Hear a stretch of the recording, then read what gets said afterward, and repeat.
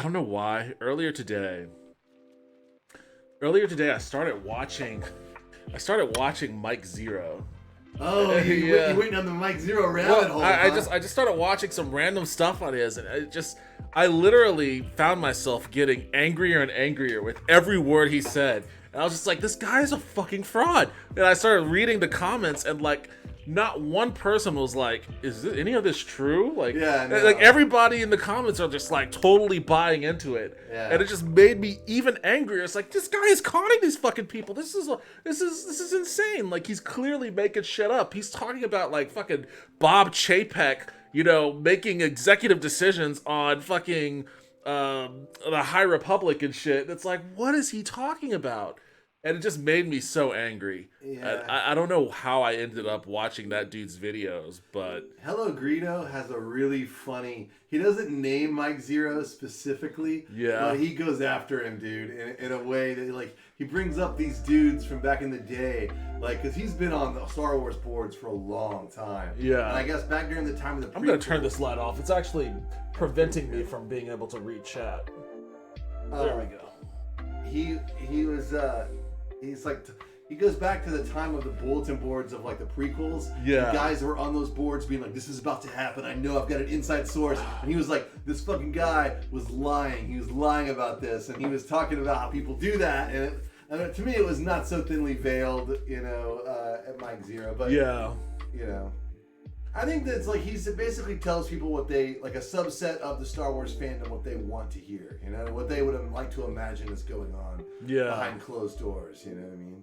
Like George Lucas and Jon Favreau and Dave Filoni, are in a heated battle with Kathleen Kennedy and Gloria Steinem or whatever. Yeah, he also talks a lot about like George Lucas, like being ready to unveil plans and shit like that. And it's like, does at some point, like, does this guy ever have to like show his work on any of this shit? No. At each video, like, it's not like this guy's like a mega tuber or anything. Like, each video has like about 5,000 views or something. Well, he puts out I did it. Yeah. He puts out so many. He does. That's the thing, and the first thing is like, I would say that his videos, the first 80% is just him recapping shit that everybody knows. It's like, okay, so a lot going on with Star Wars and the Book of Boba Fett, the new show that's on Disney Plus right now that stars Boba Fett. And he like does a rundown of like and then then he goes for the crazy. You know what I mean? It's like, yeah. He goes right to the crazy. This is I can't even remember what he was talking about in this one. For the fans, it worked out very, very well in my opinion. Now, yeah, this is where he was talking about like Jon Favreau is refilming Star Wars sequel trilogy scenes.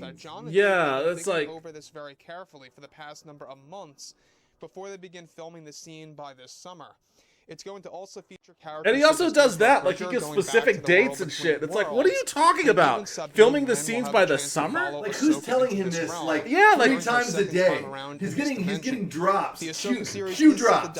Star Wars Q drops 3 times a day. Daughter, I don't know if you guys know about that, but if you don't, go ahead and check out the Clone Wars and how it will be used to change story elements of the sequel trilogy films. John and Dave knew that they had to do something like this in the Ahsoka show, as Star Wars Rebels already changed, of course, history, and is living proof that things can be changed. This sounds like an excellent move by Jon Favreau and Dave Filoni and George Lucas and the rest of the... Wait, what the fuck, dude? You really think this is happening? Using the world between worlds to match up with how George Lucas wanted it all to actually really happen.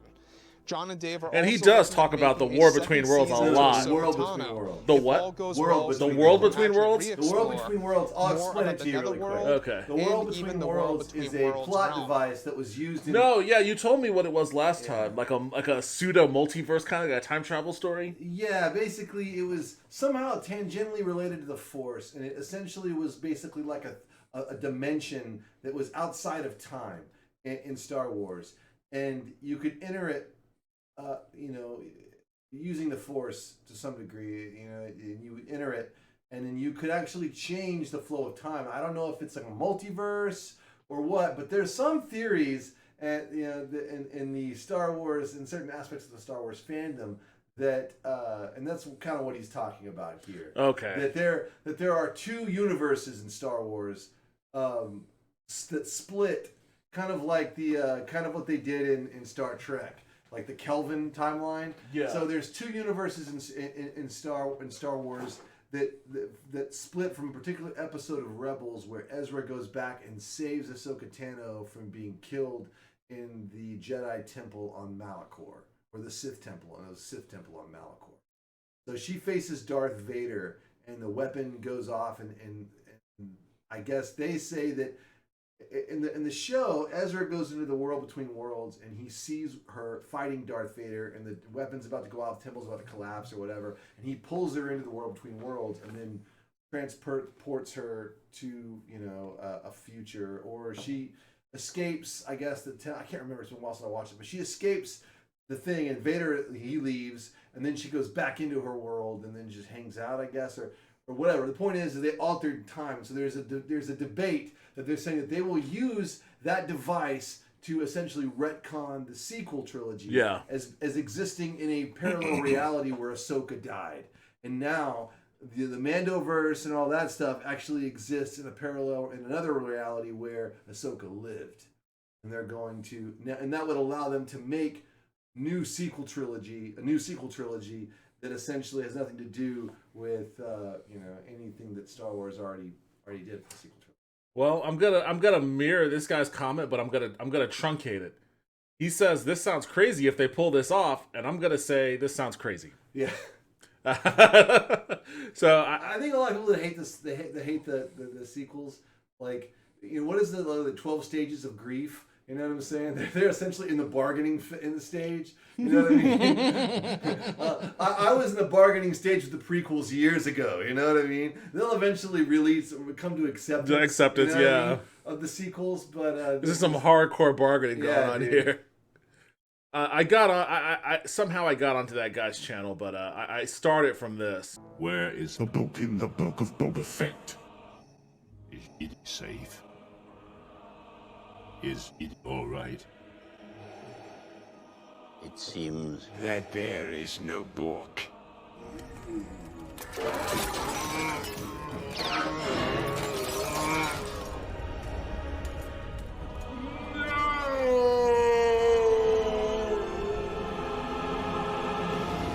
Yep.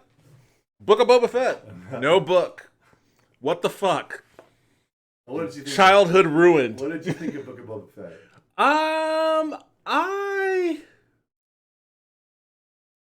It's kind of funny because like there was a lot of talk, I think. I've heard it, and you mentioned it to me, and a friend of mine talked to me about it too. Like there was a lot of like people that had problems with it. There were a lot of fans that were kind of angry about it, and it never came across my view. Like I never saw any memes or anything on Twitter or anything like that about like this show is such a disappointment or anything like that. And maybe if I had seen that, that would have influenced my feel on it a little bit. But ultimately, I thought it was all right. Yeah. I mean, I didn't have any there may have been like one episode, I think we talked about it, where he tries to fly the fucking thing into the Sarlacc pit. Like that episode was probably, in my view, the worst. Like there was just a lot of weird shit going on. And I was just like, what is going on here? I thought episode 3 was the worst. I don't know which, but I mean, you still have to refresh my memory on that. One with the ultimately, though, I liked it. Speeder Kids, and when they introduced the Speeder Kids, the mod squad. And they had that weird slow chase. Slow chase. It's weird. Here's what I will say about the Book of Boba Fett. But the thing I remember what I disliked about the episode that I mentioned was that he started off taking Fennec to the modifier, and it had that fucking terrible music. And I remember watching that and being, because like I think that's how that episode starts, or that's somewhere towards the start of the episode. And that just kind of that put such a bad taste in my mouth that I watched the rest of the episode like oh god, come on, what's happening here? Like if that scene had been omitted from the intro of that episode, I probably would have liked the episode a little bit more. But I just hated that shit so much, that terrible music, and the dude he had like weird, this thing is gonna be a problem. He had like the weird like hands and shit that looked kind of cheap. Was, though? It was like some Thundercat. Is he a musician? Yeah. Yeah, I saw him in the credits like Thundercat. He has a song called called what's the Dragon Ball Durag, and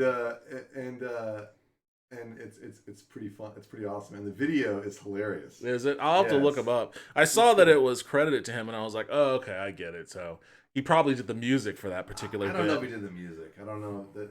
I don't. They actually kind of bring the music back a little bit in episode 7. They did. It's a different track. It's not. But it's the same vibe. It's the same vibe. I think that music was vaguely supposed to be diegetic. Like I think that was theoretically supposed to be playing in the mod parlor. Like he's listening to music because it had that, and it's kind of like it's it kind of sounds like music in the real world, but a little bit weird. You know what I mean? Like it's kind of like the music in Mos Eisley Cantina is basically just like jazz. It's like dinner jazz, dinner jazz fusion, it's got like but a flanger on it. You know? Yeah.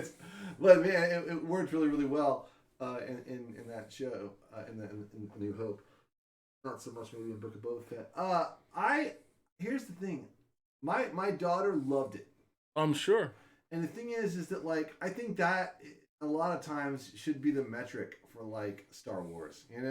As much as the thing is, it's George Lucas said it. It's mainly for kids. Yeah. And it's like kind of. I mean, okay. So that's kind of a thing that's changed a little bit. Like Star Wars may have started out for kids, but because it's existed and grown with its fan base, like there's a lot of adult shit, and like one of the things that kind of took me by surprise was when cut that dude in half. Yeah, I was like, holy shit, this is a little intense for like a kid show. That was on Disney. Exactly. Like, holy fuck. Exactly. Disney Plus, and he fucking cleaves a dude in half with a sword. I was like, oh shit.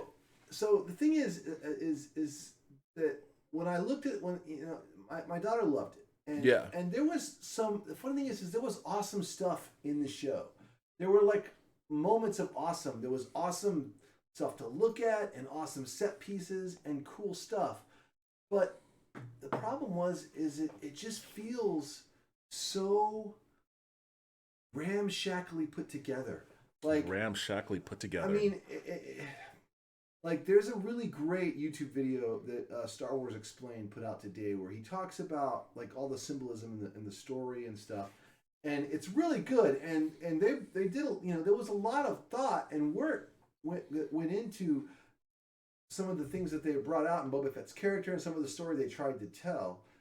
I appreciate that, but the thing is that like the show, it just feels like when we like that detour to the Mandalorian.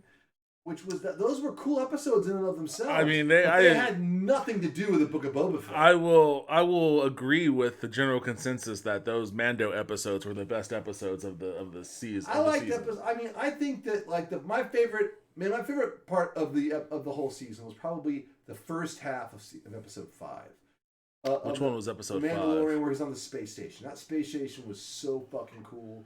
Yeah, that was cool. That was awesome. The dark saber shit where he fights the guys, fucks his leg up, and then he has to learn how to use it. So awesome when he's like goes to the space station and he finds the new culvert for the Mandalorians, and then like it's like down, it's like it's open to space. Yeah, and the chick is like just out there with her like warhammer, just on her knees, meditating, staring out into space. I was like, if you just took a screenshot of this, it could be like a Frank Franzetti poster from the 70s. It's just the most epic, awesome shit, just like this like armored warrior, space warrior just staring off until I was like, this is one of the most Star Warsy things ever, It's just like an amazing shot and just set piece, But my probably favorite coherent episode of the whole season is episode 2.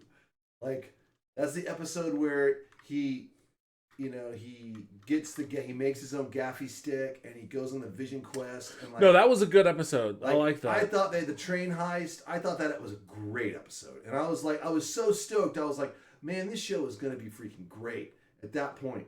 And then episode 3 happened, and I was like, oh, that's not so great. And then episode 4 was like, okay, it's better than 3. And then episode 5, we're in a whole new show. Well, okay, so you're gonna let me. I'm gonna have to have my memory refreshed on just exactly how the episodes break down. Episode 1 What happened in Escapes that the one? Sarlacc pit. Escapes the Sarlacc pit. The Jawas take his armor. He gets captured by the Tusken Sand Raiders. He kills the sand monster. Kills the sand monster. So what happens in the present time then? In the present time, he goes to see he's taking tribute. He's taking tribute. He goes to see the mayor who won't Weasley give him mayor, tribute. yeah, won't give him Weasley mayor's assistant comes Yeah. by. No tribute. Okay, so that's what happened in the first episode. Second episode I think that's the episode where Black Chrysanthemum shows up and the Hutts show up at the end. of the first episode? No, It was the second episode, yeah. But that's the one where he's training with the Raiders and he learns how to use. Yeah, that was all really cool stuff. So here's my. I think that this episode, this show, to some degree, was a bit of a wasted opportunity. I think that they didn't do what they should have done with this concept. I think that they touched on some stuff. What do you think they should have done? I think they should have said, okay, it's the Book of Boba Fett.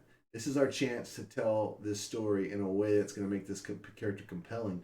So let's show all of the aspects of the character. So let's say they give 7 episodes. Let's say they have 8 episodes, because it's weird they only had 7. It is a little weird, So let's especially say since 2 of them weren't really his episodes. Yeah. So let's take 8 days. 8 days in Boba Fett's life that, could define who Boba Fett is, and will be. Yeah. You know what I'm saying? So you start, you can even go back to his time in the Clone Wars, but certainly when he gets imprisoned with Cad Bane, because the thing is Cad Bane was finally, in the second to last episode, you get a villain worthy. That was, exactly. And I was one because I'm not familiar with Cad Bane at all, because I never watched Clone Wars. Yeah. But when he showed up, opposite of Cobb Vanth, I was like, holy shit, this is fucking for real. Yeah. And then it turned into like a fucking Sierra Leone movie, and I was like, this is fucking awesome. Yeah, no. Or Sergio Leone. Sierra Leone. What is Sierra Leone, that's a place that's a country, yeah. There was a genocide there. Yeah, it kind of turned into that too, but that's a different story. But it turned into a Sergio Leone movie. And that was fucking incredible. That was probably my favorite scene in the entire series. Was so menacing. He was incredibly menacing. His voice was incredible. And I don't know if it was CGI. I don't know if it was a mask, but it looked real as it real. could be. Yeah, and it was great. And I was like, okay, this is your guy. This is your bad guy. Yeah. But you got to go all the way back. See, Jango Fett trained Cad Bane. And Cad Bane trained Boba Fett when Boba Fett was super young. Boba Fett was running. He got imprisoned. He met Cad Bane in prison on Coruscant. And then, when Cad Bane, of course, broke out, I don't think he was in prison. I think he was in prison on purpose because he was setting something up. But he broke out, and then he trained, and then there was an unaired Clone Wars arc where they have a duel, and Cad Bane is actually the reason Boba Fett has that dent on his helmet right there. Yeah, he shot him in the head, and then and supposedly Boba Fett is the reason Cad Bane has that skull plate. He actually shot Cad Bane in the head. And so my point is you take, and the thing is they started with the Sarlacc pit. I would make Sarlacc pit like episode 7. You know what I mean? So you go, okay, let's start from the beginning. And we need at least 2 or 3 episodes. They should have gone back to when he had Han Solo. You know what I mean? And we should have seen him be a terrible dude. So you want to see him fill in the gaps that the movies didn't fill in a little bit. So you see him a little bit in his youthful bounty hunter days. You see him in the in-betweens when he had Han Solo and, whatever he was doing then. And then, but so you want to see him being the badass, like the villain. Yeah, you need to see him, I think, that way when he turns to the, when he makes his turn, it's much more meaningful. And the fact that Cad Bane pops in at different points, like you see him teach him a lesson very young, where he's giving him this thing, but then you see him become slightly more antagonistic as they begin to compete, as he gets older. He pops in different periods, and then it becomes more antagonistic. Yeah, to your point, I think what you're inadvertently highlighting by explaining the thing that you wanted to see is that the narrative through line for Boba Fett's character, A, was a little disjointed, B, was a little unclear, and his development was also a little mysterious. He mentions very casually about not wanting to you know, because I think it was Finnick who asked him like, what is he gonna do? Is he gonna go back to hunting or whatever? And he's like, I'm tired of working for fools or whatever, something like Yeah. that. Like, and that's like the first kind of hint that you get of like his motivations. But then it's like that's his motivations. He's just kind of like tired of where he wants to be his own boss, or and it's a weird sort of thing where it's like you because like you said like unless you really followed the character in Clone Wars and all other stuff, like for someone like me who hasn't followed him and all of that, I don't really get where he's coming from. You should watch the Star Wars Explained video because he does a really good job of, I think, laying out what they were really trying to do, Boba Fett. Yeah. In the show, and I think that they succeeded a little bit, but they could have succeeded so much better. Or they could have really told a story. They could have gotten off Tatooine, because the thing is that the Sarlacc pit, Boba Fett, the bounty hunter, dies in the Sarlacc pit. Yeah. You know what I mean? And who comes out is essentially a character that it's reborn. You still do the Tusken stuff, because I thought that stuff was that stuff was really good. You know what I mean? So you do all that stuff, but for that character, that was the best part of the show. Yeah. Like I was way more invested in that than I was with him trying to be a crime lord. Yeah. I think essentially like, like you start early, you tell something that happens maybe when he's maybe even when and you can cut it, you can kind of do it like Lost, like if you wanted to do it where it was in flashback a little bit, like, but you don't go deep into the current story at all. You just touch on it a little bit. Yeah. But and then when you kind of like what they would do in Lost, where it's like they would spend a ton of time on a character every episode, and you're getting all these things that happen to them that was their motivations. But you go back to maybe when he was a child, and they had a couple of little flashback scenes where he watched his father. But maybe you tell a whole episode where he's a child. You know what I mean? Maybe you tell a whole episode where he's an adolescent, post his father's death, post the Clone Wars, and he's trying to survive. Maybe you tell an episode where he's like at the height of his game and he does something terrible. You know what I mean? Kind of like in Unforgiven. In Unforgiven, you never actually see this happen, but they talk about how William Money killed a bunch of women and children. You know what I mean? And it's like something he's known for everywhere. It's the most hardcore shit that anyone can imagine. He killed all these women and kids. He blew up this bridge. And at the end, when William Money reverts back, when they kill, spoiler alert for Unforgiven, when they kill his partner, God, what's his name? His name's escaping me. My guy has the voice. You know what I mean?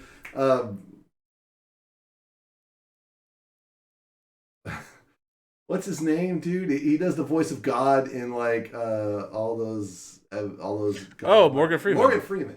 You were like God. And I was like God. Yeah, no, Morgan Freeman. I was like, what the fuck, God? Morgan Freeman is his partner, and they kill Morgan Freeman, and he realizes they did because Morgan Freeman basically was like, I don't want to do this, and he bails, but they catch him and they torture him real bad, and he hears about it, and he just starts drinking, and you're like, oh shit, and it's like it's a classic arc, you know what I mean? It's the same kind of thing they do with like Wolverine and shit, but I mean, I think it was a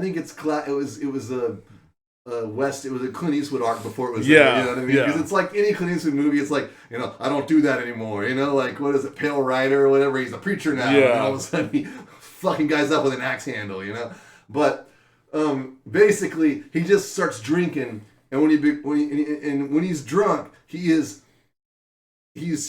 unstoppable fucking killing machine, and so he goes in because he just has no fear, and he goes in there and he's just like, guys all draw his gun. He goes in there, he's got a shotgun. He's like, whose establishment is this? And the guy's like, well, this is my establishment. And he's just like, boom, and shoots him. And of course, the guy's like, well, you're a cold-blooded son of a bitch. You just shot an unarmed man. He's like, well, he should have armed himself. And so all these guys draw on him. He just takes his gun out, and they're all nervous as fuck, and he's drunk, and he's a fucking psychopathic killer. He kills like 10 or 11 guys in one round. And like, everyone's just like, and he's like, anybody who want to die, better get on out the back. And so everyone just fucking leaves.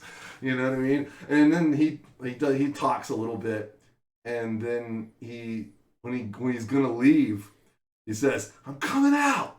And he's like, if anybody takes a shot at me, he's like, I'm going to kill them, but not just them. I'm going to kill all their friends and their wife and their kids. I'm going to burn their goddamn house down. And then he's like, he goes and gets on his horse, he starts riding, and this guy's got like a perfect shot at him. This guy's just like, shoot him. And he's just like, you do it. And he's like, no, doesn't even want to fucking take a chance. He's fucking terrified of this guy. Yeah. You know what I mean? And then, of course, he rides off into it's not the sunset, he rides off into a rainstorm. And then it talks about how after that, he went off and sold dry goods and was successful, but he just wasn't. And then it was because his whole thing is framed as like he was this terrible person. He met this woman and she married him, and no one knew why she married this known murderer, you know. But he completely changed, and he was completely changed. And then when he did that, he kind of went back into the moment just to avenge his guy, and went back into it, never did it again. But it's really cool. They could have, but you kind of need. I think with Boba Fett, we need to see that, why he was so feared, because we never really see it. No, that was a point of contention that I had with you, is that like I never understood why people assumed he was a badass. Like I never got the sense from him that he was like a real badass or anything. Like, you know, because I mean, again, this is just coming from someone that just watched, you know, the movies, didn't watch Clone Wars or any of the supplemental stuff where he may have been more of a badass. Well, but like I just never got the sense of like, why is this guy so feared? Why is he a badass? Pull up the voice comparison. Well, I mean, I know that I've heard it before, and like the voice, that's kind of a thing, but he just here's the thing. He was never like, I mean, I think in the expanded universe they made him a badass. Yeah. But in Empire Strikes Back, the way he talks and the way he looks, he happened to have a completely badass. I mean, as a kid, I thought that shit was the coolest shit I'd ever seen. It was like the helmet was fucking awesome. He just looked fucking awesome. And I was like, he looks awesome. And then when he opened his mouth, he was like, you know, he's no good to me, Dad. I mean, he sounded awesome. He sounded like he was not someone to fucking trifle with. And you know, when I was like fucking 6, that's all I needed. You know what I mean? It was like, it was cool. And it was just another cool-ass character in a fucking litany of cool-ass characters. I mean, I also liked the fucking Imperial Guard. I thought those guys the Imperial Guards were cool. Super fucking awesome when they came out. And that was the thing about Star Wars, is like, those designs were so iconic, especially at the time. You know what I mean? Like, you know. No, like it has a legendary aesthetic, obviously. But like, I guess as a kid, when I'm just thinking about it from my perspective as a kid, like I never put too much thought into Boba Fett.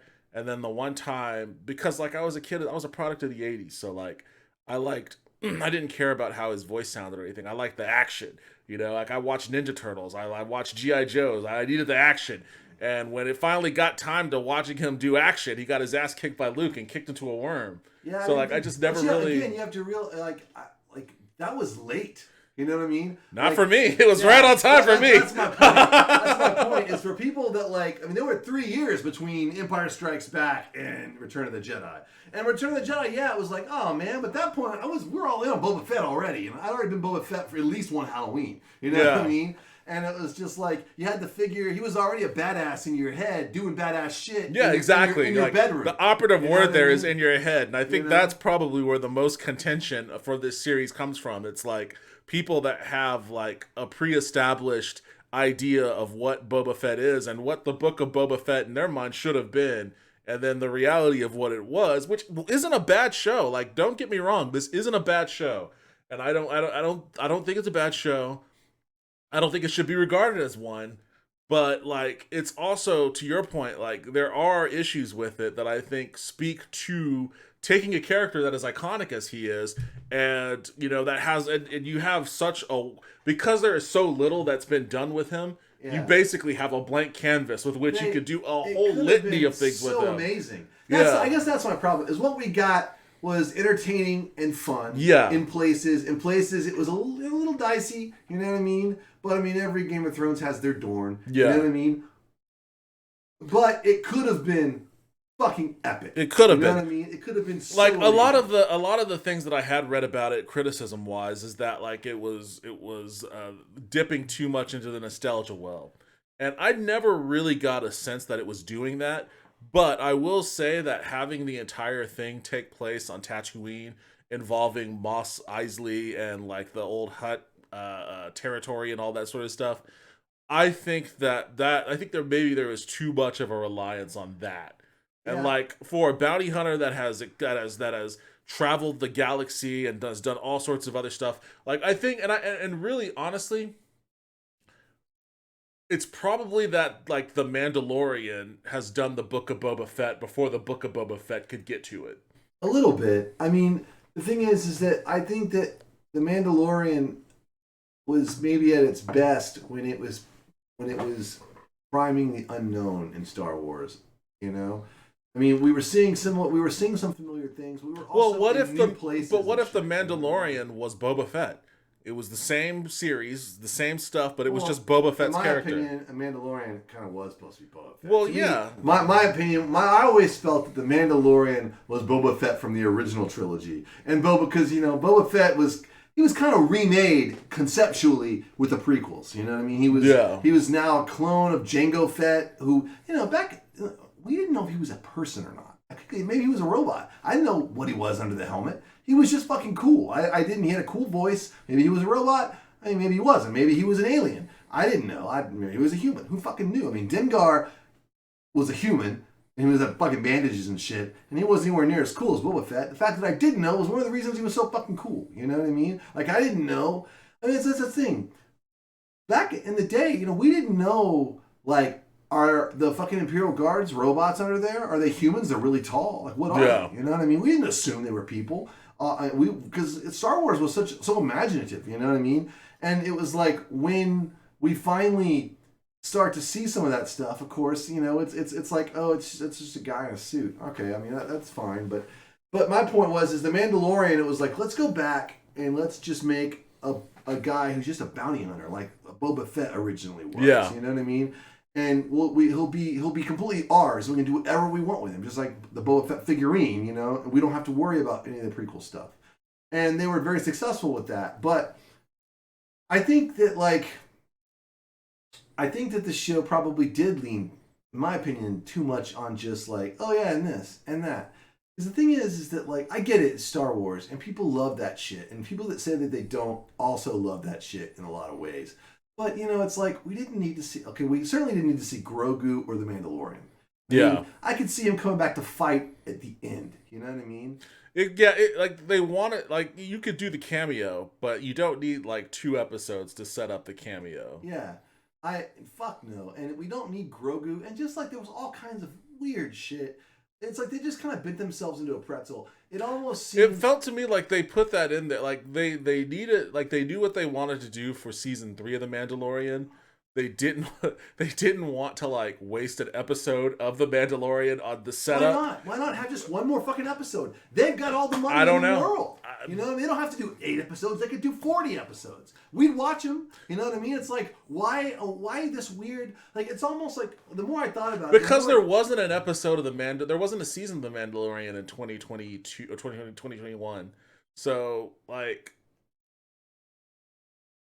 I don't know when they start shooting for season 3, if they started or not, but I think they've already. I think they're shooting it now. I think supposedly there's a rumor that we're going to get it before the end of the year. Okay, it could be December of this year. That sounds right.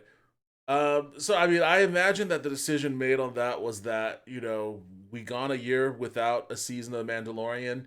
We want to keep the ball rolling because a lot of what happens in that next season is going to tie into other stuff.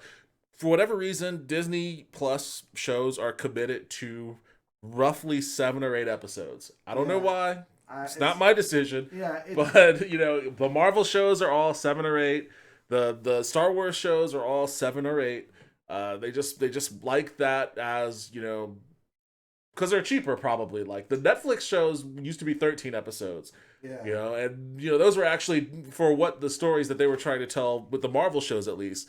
Probably too many episodes. They could probably have wrapped those up in just 10. But for whatever reason, even though they have the story that they want to tell, they just felt like spilling it over into the Book of Boba Fett was appropriate because Mandalorian's already going to make an appearance. Why not just expand on that appearance? Yeah, I mean, to me, that it just didn't belong on this show. And if the argument is that we need to have the Mandalorian in the show, they should just have an extra episode of the Mandalorian. They're making the rules. They can have as many as they want. And the thing is that like 7 episodes, if it had just been about Book of Boba Fett, that might have been enough. It could have been an amazing 7 episodes.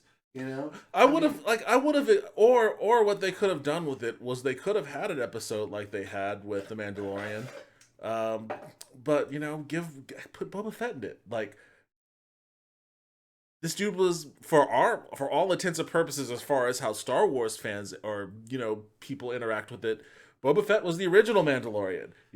So like, tie him into the story in some way where he isn't just completely off screen and completely, I mean, I don't know. There's just I can see Mando showing up to help fight when they fight at the end. But the thing is that like I'm not even sure if the setup of like I want to be a crime lord. I mean, I can see him being like, I want to free the people of Tatooine from this crime bullshit.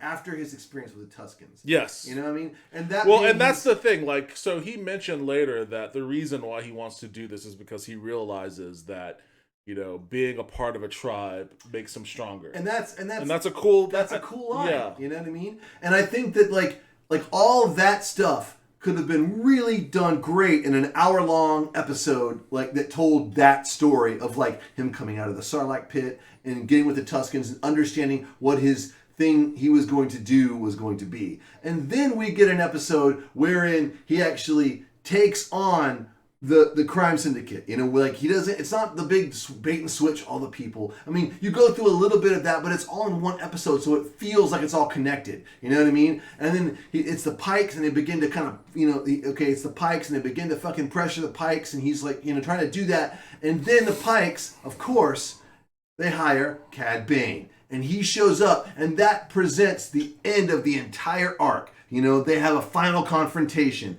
and basically he's forced to actively kill what he once was. You know what I mean? Because Cad Bane essentially, to some degree, raised him on some level and showed him how to be this bounty hunter and killer in the way his dad was doing the same thing. And he finally puts that to bed. But when it happens, we've actually had at least 3 or 4 episodes of Cad Bane encounters one way or the other in different periods of his life. And it's so much more impactful when they finally meet for the last time and he's gone through this metamorphosis into the Sarlacc pit, out of the Sarlacc pit, on the Vision Quest, understands who he is and what he wants to do and what he's not anymore. And they have this final confrontation.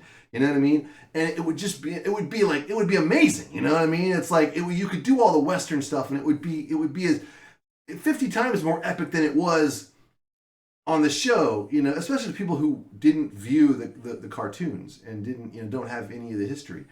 But I mean, like there's just a lot of stuff of them. It just seemed like they had like been given a list of shit that had to be in the show. Yeah, you know what I mean? Grogu's got to be in the show. Mandalorian's got to be in the show. Ahsoka has to be in the show. There was absolutely no reason for Ahsoka to be there whatsoever, other than like, it makes sense. Why not? She's on this planet. She's there for like 2 seconds. Granted, she says some stuff to Mandalorian that like means something to Mandalorian. Has a little moment there. But the thing is that would be cool in the Mandalorian. We only got 7 episodes to tell the story of. Well, I mean, they're one of the most seeding iconic characters of Star Wars. They're seeding out Boba Fett. Like they're seeding out all this other stuff. Like because like. She also had that conversation with Luke where she's like, you're so like Anakin and blah, blah, blah. And like, I feel like they're also seeding stuff for the Ahsoka Tano show. They totally are. But again, there's other shows to do that. This is the fucking Book of Boba Fett. It's not Star Wars and Friends. You know what I mean? Star Wars and Friends. The thing was I was fine. I was like, when we saw that episode of The Mandalorian, I was like, well, that was fucking hella dope. I mean, that was great. I'm not really sure what this, has to do with Boba Fett, but I kind of see how he's going to come and work for him. I'm gonna suggest something that's like totally the opposite of what you're suggesting. Like instead of making this like some narrative long arc show, maybe they should have made it an anthology show and like just have 8 episodes completely detached from one another that tell a different story, of Boba Fett's life from some capacity. Different periods of time, and maybe in those individual stories it would make more sense to weave in some of these other elements. Maybe there could be a story that involves the Mandalorian in some capacity. Maybe there could be a story that that's essentially what I'm saying. But there's a through line in all these different episodes because, well, in my opinion, they should take place in all these different periods of Star Wars. So you see Boba Fett in all Yeah, these and it's kind of like they call it the Book of Boba Fett, like it was gonna be something profound like that. Yeah, that's my point. Is that they set up the expectation that we were going to go on this like deep dive into this character, and they hinted at what that might have looked like, but then the show just seems to lose the plot, literally. You know what I mean? And then at the end, it's like the threat. I mean, it's just like the threat of the Pikes is never super explicit until the very end. Yeah, it's like, oh, it's the Pikes. It wasn't these guys. Well, these guys. One of the criticisms that I had when we talked about it before was that like it was hard for me to determine what the actual story was supposed to be, because you would have these old flashbacks where he's training with the Tuskens and all of that, which was great. Then you jump to the modern times where he's like trying to establish his claim as daimyo, and the amount of time that you spend in those areas was becoming less and less in episode. I think episode 2 was probably like 90% Tusken stuff, and then you'd get like a couple of minutes at the very end in modern times. And episode 3 was that the one where he rescues Fennec? Episode 4. Was that episode 4? Yeah. What happened in episode 3 again? Episode 3 was a weird episode. It wasn't the best. It was the watermonger shows up and he wants him to deal with the punk kids. Oh yeah, that one. Okay, so that was actually one episode. Hires the punk kids. Yeah, that was the one episode that actually spent a lot of time in the modern time for all its ills or whatever. But then in episode 4, like it's mostly him and Fennec, and he's taking her to the modifier, and then like they break into the hut place, and they cause that poor robot to off itself, literally. And then they steal the ship, and they go to the Starlight Pit, and there's just so much that's like taking place in the past, and so little that's like driving the current story forward. Yeah. And it's like, okay, what's happening? Like, what's actually important? I get a sense that the main story in the modern time isn't like when you're talking about the threat of the Pikes. I don't get that threat because we're barely in that time period. And when we are in that time period, we're not talking about the Pikes. It's all this other weird stuff. And then it's 2 or 1.5 episodes of The Mandalorian. And it's like, okay, well, this is cool as shit, but what's going on with the Pikes? Like, what's happening with just, like, so then when you get to the last episode, which, was epic in its own right, like, it was cool and all in some regards, but it was like, okay, like this just exploded into something crazy that I feel like maybe wasn't seeded properly. Like it wasn't built up properly. It was just like a random ass battle that just happens in the middle of this town. And it wasn't, I mean, honestly, I again, I'm not the biggest fan of Rodriguez's directing. And there were some really cool moments, but there was also, I felt some just kind of really clunkily staged. Oh yeah, when they all started running behind that thing, I was like, why are they all running behind that one place that makes them easier to target by these? Black Chrysanthemum, like he would get like shot, he'd be like on his deathbed, and then like 2 scenes later, he's just hauling ass, kicking ass. It's like, was someone lost in the edit? And there was just like, and the thing is that I just think that it felt unartful completely, and it was just like I kind of felt the last episode was like, fucking, you guys want to see Rancors crushing shit? Check this shit out. Rancors versus fucking robots. That last episode had everything. That last episode had everything. Grogu, they had speeder bikes, they had gun battles, they had the old Western standoff, they had Rancor smashing shit. Yeah. The Mandalorian was doing shit. Grogu was doing shit. Lightsabers, dark sabers, anything you could think of was all coming out. Fucking, we had the Death Star showing up again. Fucking, all of that was just Vader's back. Fucking Palpatine's back again. Fucking little baby Kylo Ren is over there somewhere. Together. And my point is that like I think that all like after he so you tell this story and maybe you start it when he gets maybe the whole thing fucking takes maybe it was when he gets knocked into the first episode he gets knocked into the Starlight Pit, like you literally pick it up. You know what I mean? Yeah, they should have started by playing that scene of the movie where he's fighting Return of the Jedi and he gets knocked into the pit. And actually shoot it from a few more angles so that, you know what I mean, go back and and so then he's in there and then, he's fucking trapped in there and then you immediately flashback to he's a kid, and you start working your way, and then like episode 7, he gets out of the Starlight Pit. You know what I mean? He gets out. You see how he gets out, and you're like, oh shit, he got out, and we're back. And then, he goes to the whole thing with the Tuscans. That's all one episode. It needs to be an hour and a half long, make it an hour and 10 minutes long, whatever. We get the whole thing. And then by the end of that episode, he's like, I'm a new man. This is who I am now. This is what I'm going to do. You know what I mean? Because the thing is the Pike's doing the train, fucking shit up. That's a direct thing. We've got a direct link now. He's like, this shit has to stop. And then he's like, I'm going to figure this out. And then the final episode, or the second to final episode, maybe, is him doing the research, going after the Pikes, taking some fucking dudes out, saying you're not going to do this anymore, and then the final episode could be the Pikes retaliating, or even that is just one episode. The Pikes retaliate by sending a crew after him, you know what I mean? And then also Cad Bane. And then he has to, maybe he saves Fennec along the way. In the previous episode, he finds her in the desert, but the friends that he makes, you know what I mean, come in to help him out in the final episode against the Pikes coming after him. And then you don't do it in the town because it doesn't make a lot of sense. You're like, well, I watched a lot of YouTubers and different people were like, why the fuck would they stay? Because like they were like, we're gonna go back to the thing where it's fortified. The palace. It's we can take them there. That's the way. And she's like, we're not leaving the town. If you want to abandon the town, that's fine. And the person had a good point. He's like, yeah, but they're not coming after the town. They're coming after Boba Fett. You know what I mean? Yeah. Actually, by staying in the town, he's endangering the town. He should just go back to the fucking palace. You know what I mean? It doesn't really make any sense. And granted, there's lots of shit in Star Wars that doesn't make a lot of sense. Like, the favorite thing I point to is in A New Hope, when she gets on the fucking ship and she's like, they can trace us. They're tracking us. And then they immediately fly to the fucking rebel base that she was just willing to literally have her planet blow up for before she was going to reveal. That shit's in all the movies. Why didn't the Death Star just come out of hyperspace on the other side of the Yavin? You know what I mean? That they just blow the planet up. They don't have to wait for the fucking moon to get out of the way. Like, why don't they just shoot to the fucking moon? They've already shot through. They can already blown up Alderaan. This is just the fucking moon. They'll blow right through it and shoot the fucking planet. You know what? Why do they have to wait for those guys to fly there and blow up their fucking Death Star?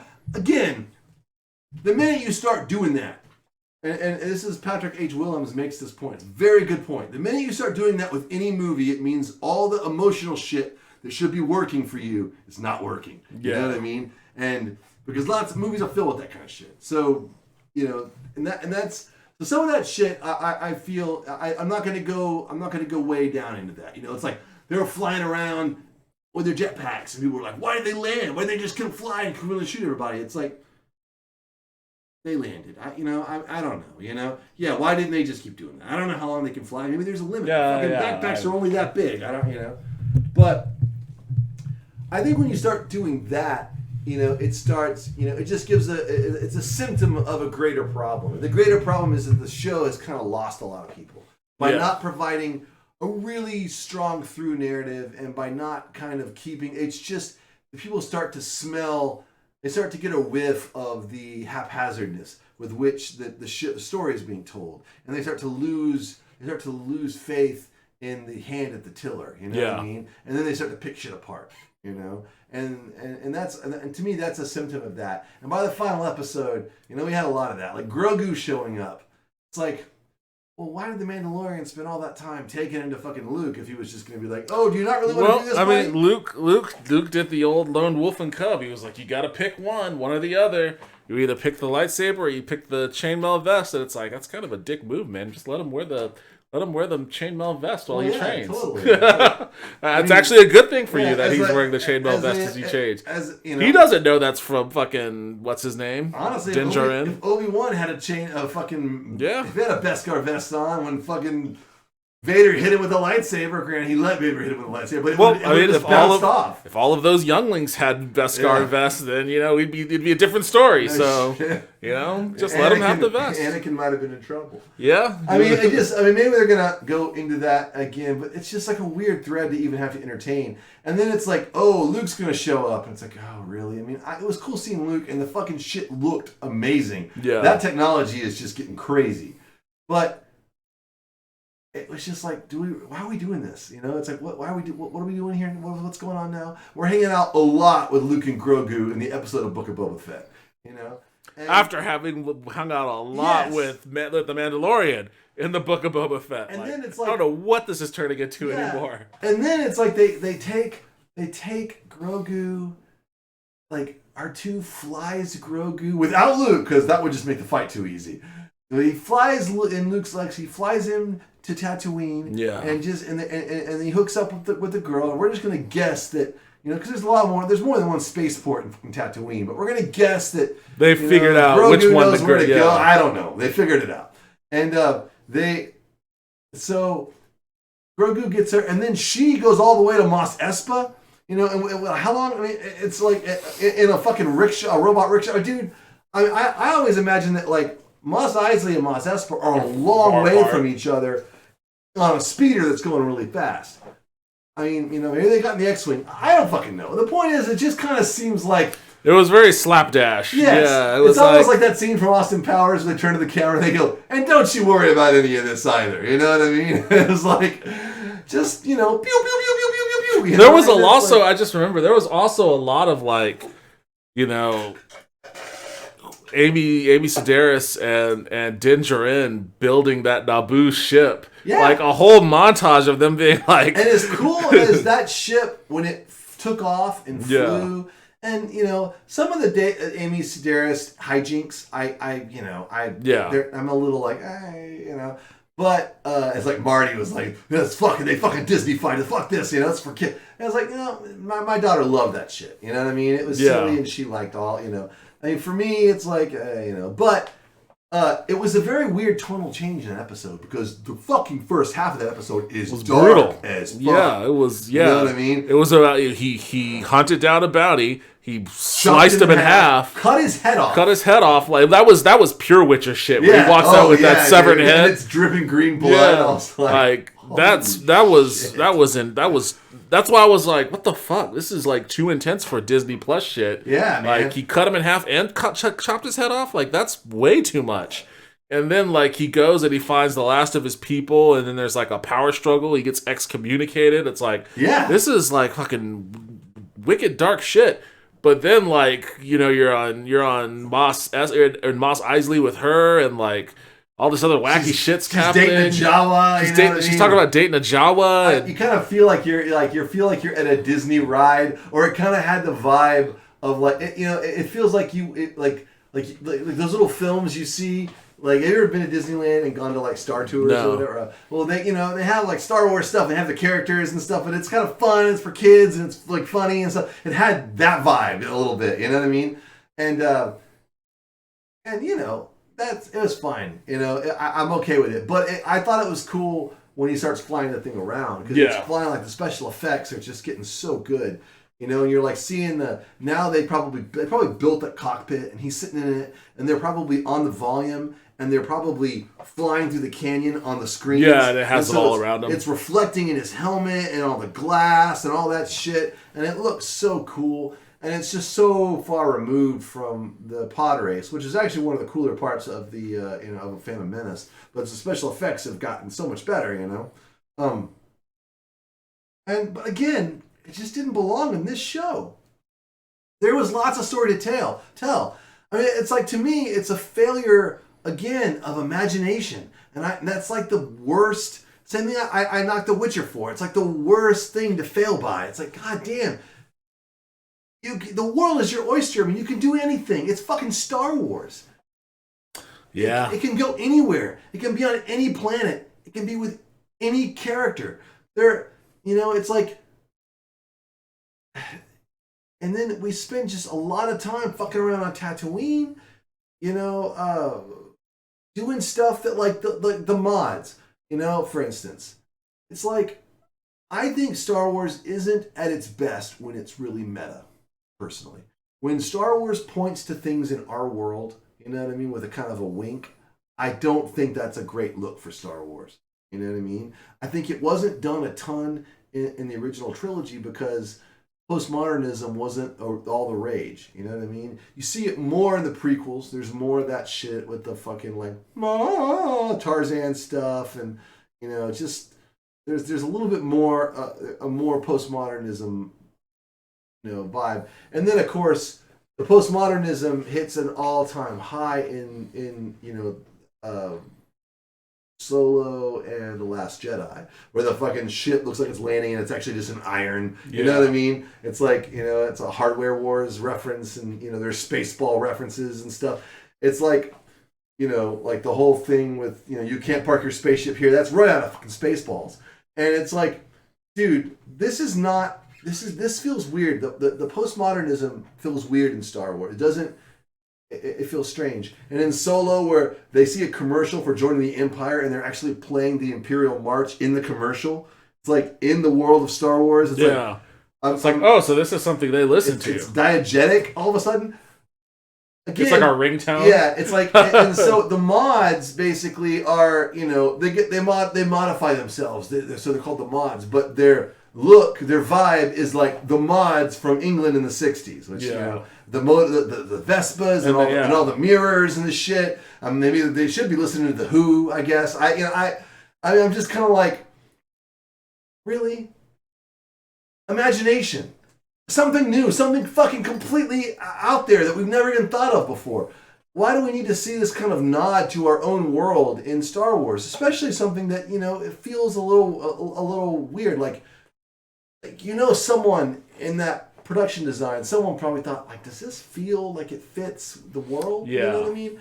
And they should have listened to that person, I mean, it's not like a deal breaker, but they took a lot of flack for that shit. You know what I mean? And because the thing is again, it started to break the, you know what I mean? It started to break. It was a little bit of a trust violation. It's like, I don't know. This feels a little weird. I'm not ready to start. But I don't know. I guess I was never. I mean, I didn't care for the mods, but I guess that didn't bother me all that much. Their general vibe. Well, it's like, where do they even get that shit on Tatooine? Like, I'm sure I don't know, man. Where'd they get any of that shit on Tatooine? It's a desert planet. There's probably junk lying around that they can retrofit into whatever they need to retrofit it into. No, I mean like the clothes and shit. Is there a hot topic on Tatooine? Because it's like, I can't remember how they looked, honestly. Let me look that up. What were they called? The mods? Yeah. It's really just her vest, as far as I can tell. No, well, I guess that guy kind of looks like you gotta see. He's got a little bit of a tie kind of look with thing, man. It's not. It's like they all got it going on a different way. Like, she's got like a Joan Jett kind of thing going on. You know what I mean? That did kind of strike. This dude is extremely hot topic over here. You know what I mean? It's like, this is the other guy with the tie thing. This chick is like, she's in black leather and all this. I'm not worried about that. Like that and that all seem like it could be Star Wars appropriate. I mean, that's not too far off from what fucking Han Solo would be wearing. Like, this is really to me, out of everybody, this is the one that's like super out of place. Like that, yeah. The other stuff, maybe, I guess. I can't really make out anything other than his coat. And I don't know, maybe his pants. I just can't tell. The coats all seem fine to me. It's just this. She's the clear outlier here. Like, that's just pure Joan Jett. Yeah, I can see what you're talking about with the with all the chrome mirrors on their Vespas. I mean, to me, it's like a singular deal breaker. But I think a lot of people had a lot of issues with that. You know what I mean? And I just don't see the point. I don't know what it served. It could have been anything else. You know what I mean? It's like, well, I mean, I think they just wanted something.